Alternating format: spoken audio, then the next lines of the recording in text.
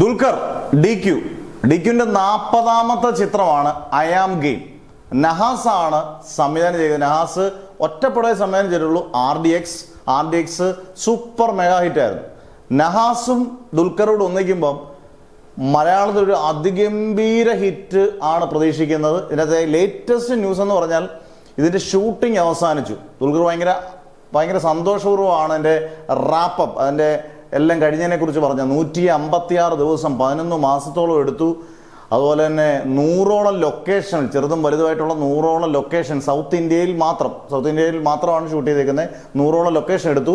എന്തായാലും ഒരു mass comedy super hero രീതിയിൽ വരുന്ന ഒരു ത്രില്ലർ ജോണറിൽ വരുന്നൊരു സിനിമയാണ്.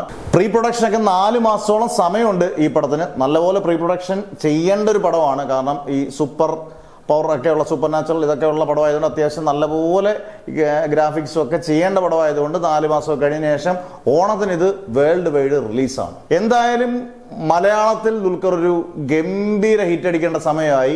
അത് ഐ ആം ഗെയിമിലൂടെ അടിക്കും എന്ന് തന്നെയാണ് പ്രതീക്ഷിക്കുന്നത്. കാരണം ഇപ്പം കിങ് കൊത്തയാണെങ്കിൽ പോലും ഒരു പരാജയം അല്ലെങ്കിൽ ട്രോൾ മെറ്റീരിയൽ ആയതുപോലെ ആകരുത്. കാരണം ഐ ആം ഗെയിം ദുൽഖറിനെ സംബന്ധിച്ചോളം ഇത്ര വർഷത്തിന് ശേഷം മലയാളത്തിലൊരു പടമാണ്. തെലുങ്കിലും ബാക്കിയുള്ള അന്യഭാഷകളിലൊക്കെ അദ്ദേഹം സൂപ്പർ ആണ്, പാൻ ഇന്ത്യൻ സ്റ്റാർ ആണ്. പക്ഷേ മലയാളത്തിലൊരു അതിഗംഭീര ഹിറ്റ് ദുൽഖറിന് വന്നേ തീരൂ. അത് ഐ ആം ഗെയിമിലൂടെ കിട്ടുമെന്ന് 100% നമുക്ക് പ്രതീക്ഷിക്കാം.